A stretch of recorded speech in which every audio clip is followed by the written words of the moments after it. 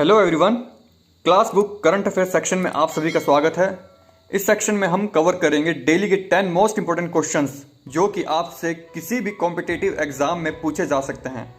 तो please video को अंत तक ज़रूर देखें। तो ज़्यादा समय न लेते हुए बढ़ते हैं अपने प्रश्नों की ओर।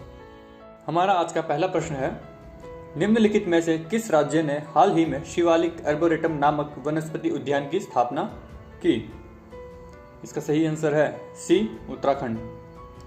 उत्तराखंड के नैनीताल जिले में हिमालय की शिवालिक श्रेणी में पाए जाने वाले पेड़ों की 210 से अधिक प्रजातियों के संरक्षण के लिए शिवालिक आर्बोरेटम नामक अपनी तरह के पहले वनस्पति उद्यान का उद्घाटन किया गया है। इसका उद्घाटन उत्तराखंड के जाने माने पर्यावरणविद अजय सिंह रावत द्वारा किया गया है। इसका उद्देश्य लोगों के बीच उचित प्रकृति शिक्षा सुनिश्चित करना है। लोग पेड़ों के साथ भावनात्मक जुड़ाव महसूस करने में सक्षम हो, जिससे वे संरक्षण के प्रति अधिक सक्रिय हो सके। आज का दूसरा प्रश्न है, विश्व प्रत्यायन दिवस प्रतिवर्ष कब मनाया जाता है? इसका सही आंसर है बी, 9 जून। विश्व प्रत्यायन दिवस हर साल 9 जून को व्यापार और अर्थव्यवस्था में मान्यता की भूमि को बढ़ावा देने के लिए मनाया जाता है। इसका 2021 का विषय है प्रत्यायन सतत विकास लक्ष्यों के कार्यान्वयन का समर्थन करना। यह ILAC और IAF सदस्यों के लिए हितधारकों, नियामकों और उपभोक्ताओं के साथ उदाहरण साझा करने का अवसर प्रदान करता है कि व्यापार बढ़ाने, पर्यावरण और स्वास्थ्य और सुरक्षा चिंताओं को संबोधित करने और उत्पादन की सामान्य समग्र गुणवत्ता में सुधार जैसे उद्देश्यों को पूरा करने के लिए मान्यता कैसे लागू की जा सकती है। वैड एक वैश्विक पहल है जिसे मान्यता के महत्व के बारे में जागरूकता बढ़ाने के लिए अंतर्राष्ट्रीय प्रत्यायन फोरम यानी IAF और अंतर्राष्ट्रीय प्रयोगशाला प्रत्यायन सहयोग यानी ILAC द्वारा संयुक्त रूप से स्थापित किया गया है। IAF की फुल फॉर्म है इंटरनेशनल एक्रेडिटेशन फोरम, ILAC की फुल फॉर्म है इंटरनेशनल लेबोरेटरी एक्रेडिटेशन कॉरपोरेशन और वैड की फुल फॉर्म है वर्ल्ड एक्रेडिटेशन डे। हमारा तीसरा प्रश्न है, नौसेना संचालन महानिदेशक के रूप में किसने पदभार ग्रहण किया है? इसका सही आंसर है B, Rajesh Pendharkar. Vice admiral Rajesh Pendharkar ने महानिदेशक नौसेना संचालन के रूप में पदभार ग्रहण किया है। Flag officer anti submarine warfare के विशेषज्ञ हैं और उन्होंने नौसेना के फ्रंटलाइन युद्ध पोतों में अधिकारी के रूप में और बाद में गाइडेड डिस्ट्रॉयर INS मैसूर के कार्यकारी अधिकारी और प्रधान युद्ध अधिकारी के रूप में काम किया है। उन्होंने मिसाइल कॉर्वेट INS कोरा, मिसाइल युद्ध पोत INS शिवालिक और विमान वाहक पोत INS विराट की कमान भी संभाली है। नौसेना अध्यक्ष है एडमिरल करमबीर सिंह और भारतीय नौसेना की स्थापना हुई थी 26 जनवरी 1950 को। आज का चौथा प्रश्न है, निम्नलिखित में से कौन सा राज्य एनीमिया मुक्त भारत सूचकांक 2020-21 राष्ट्रीय रैंकिंग में 57.1 के स्कोर के साथ तीसरे स्थान पर पहुंच गया है? इसका सही आंसर है डी, हिमाचल प्रदेश। हिमाचल प्रदेश एनीमिया मुक्त भारत सूचकांक 2020-21 राष्ट्रीय रैंकिंग में 57.1 के स्कोर के साथ तीसरे स्थान पर पहुंच गया है। मध्य प्रदेश 64.1 के स्कोर के साथ पहले स्थान पर है और उसके बाद उड़ीसा 59.3 के स्कोर के साथ दूसरे स्थान पर है।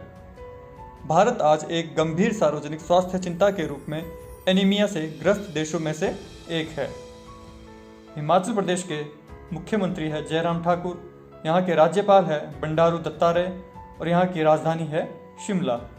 आज का पांचवा प्रश्न है, भारत के नए चुनाव आयुक्त के रूप में किसे नियुक्त किया गया है? इसका सही आंसर है बी, अनूप चंद पांडे। उत्तर प्रदेश के मुख्य सचिव रहे डॉक्टर अनूप चंद पांडे को देश का नया निर्वाचन आयुक्त नियुक्त किया गया है। अनूप चंद पांडे को 37 वर्ष की भारतीय प्रशासनिक सेवा का अनुभव है। उत्तर प्रदेश में अगस्त 2019 तक मुख्य सचिव के पद पर आसीन रहे अनूप चंद पांडे फिलहाल NGT में यूपी निगरानी समिति के मौजूदा सदस्य भी है। वह 2018 में उत्तर प्रदेश के मुख्य सचिव बने थे। इससे पहले वो औद्योगिक उत्पादन आयुक्त, प्रमुख सचिव वित्त तथा अन्य बड़े पद पर रहे। अब बात करते हैं भारतीय चुनाव आयोग की।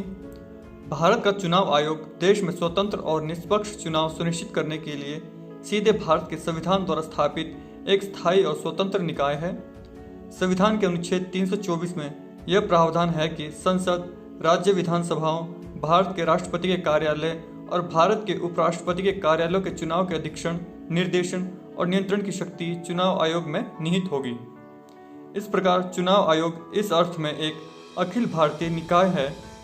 यह केंद्र सरकार और राज्य सरकार दोनों के लिए समान है। भारतीय चुनाव आयोग की स्थापना हुई थी 25 जनवरी 1950 को। इसका हेडक्वार्टर है नई दिल्ली और इसके चीफ इलेक्शन कमिश्नर है सुशील चंद्रा। आज का छठा प्रश्न है, आरबीआई ने बंधन बैंक के एमडी और सीईओ के रूप में किसे पुनः नियुक्ति के लिए मंजूरी दी है? इसका सही आंसर है बी, चंद्रशेखर घोष। भारतीय रिजर्व बैंक ने चंद्रशेखर घोष की कोलकाता स्थित बंधन बैंक के एमडी और सीईओ के रूप में फिर से नियुक्ति को मंजूरी दे दी है, लेकिन केवल 3 साल की अवधि के लिए, जबकि 5 वर्ष बैंक के बोर्ड द्वारा अनुमोदित कार्यकाल है। यह स्पष्ट नहीं है कि केंद्रीय बैंक ने 3 साल के कार्यकाल का फैसला क्यों किया। चंद्रशेखर घोष ने 2001 में एक माइक्रो फाइनेंस संस्थान के रूप में बंधन की स्थापना की थी। वह अगस्त 2015 में बैंक की स्थापना के बाद से इसका नेतृत्व कर रहे हैं। आरबीआई की फुल फॉर्म है रिजर्व बैंक ऑफ इंडिया। इसकी स्थापना हुई थी 1935 में। आरबीआई के गवर्नर है श्री शक्तिकांत दास और इसका हेडक्वार्टर है मुंबई। आज का 7वां प्रश्न है, बिटकॉइन को लीगल टेंडर का दर्जा देने वाला दुनिया का पहला देश कौन बन गया है? इसका सही आंसर है डी, अल साल्वाडोर। राष्ट्रपति नायब बुकेल ने कहा कि अल साल्वाडोर औपचारिक रूप से क्रिप्टो करेंसी को अपनाने वाला दुनिया का पहला देश बन गया है, जब कांग्रेस ने बिटकॉइन को कानूनी निविदा के रूप में वर्गीकृत करने वाले कानून को मंजूरी देने के लिए भारी मतदान किया। राष्ट्रपति के अनुसार उन्हें उम्मीद है कि इससे विदेशी निवेश को बढ़ावा होगा, वित्तीय समावेश में सुधार होगा और इससे रोजगार के अवसर पैदा होंगे। अब बात करते हैं बिटकॉइन की। बिटकॉइन एक वर्चुअल यानी आभासी मुद्रा है। आभासी मतलब कि अन्य मुद्रा की तरह इसका कोई भौतिक स्वरूप नहीं है। यह एक डिजिटल करेंसी है।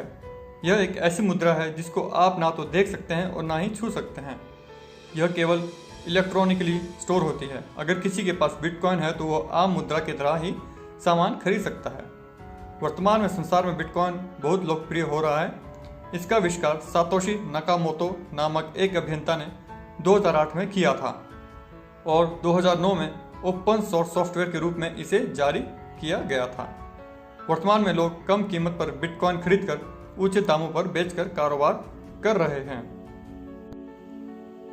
भारत में भारतीय रिजर्व बैंक द्वारा 24 दिसंबर 2013 को बिटकॉइन जैसी वर्चुअल मुद्रा के संबंध में एक प्रेस प्रकाशन जारी की गई थी।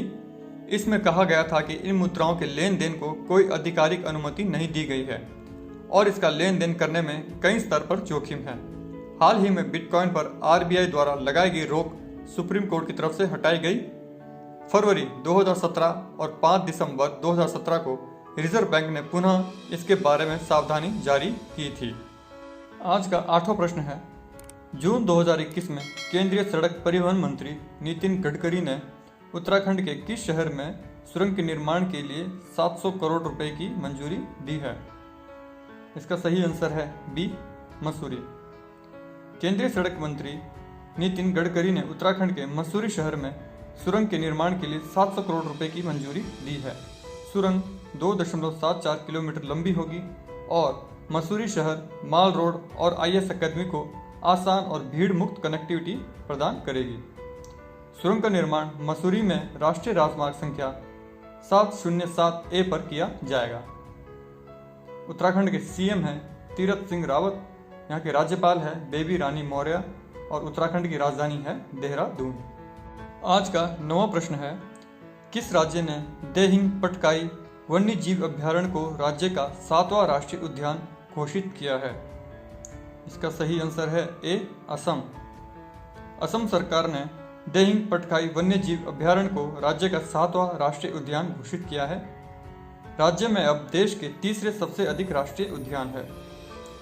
10 राष्ट्रीय उद्यानों के साथ मध्य प्रदेश सूची में सबसे ऊपर है, जबकि अंडमान निकोबार द्वीप समूह 9 के साथ दूसरे स्थान पर बने हुए हैं। भारत में 105 राष्ट्रीय उद्यान हैं जो 44,000 एकड़ भूमि को कवर करते हैं।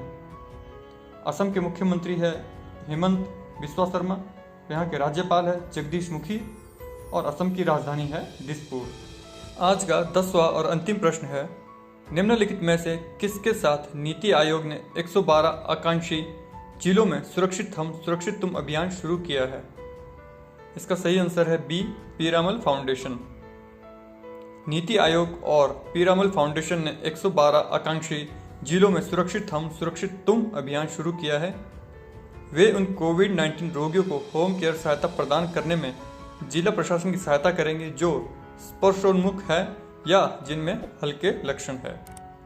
इसका नेतृत्व जिला मजिस्ट्रेट करेंगे, जिनका साथ देंगे वहां के 1000 से अधिक स्थानीय एनजीओ, जिनका कार्य 1 लाख से अधिक स्वयंसेवक को सूचीबद्ध और प्रशिक्षित करना है।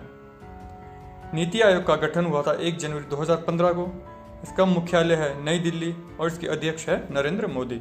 ओके गाइस, हमारी तरफ से आज के लिए बस इतना ही। होप वीडियो आपको पसंद आया होगा।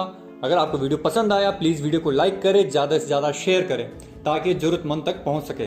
साथ ही साथ चैनल को सब्सक्राइब करना ना भूलें, बेल आइकन को जरूर प्रेस करें ताकि जब भी हम कोई लेटेस्ट वीडियो बनाएं उसका नोटिफिकेशन आप तक सबसे पहले पहुंच सके।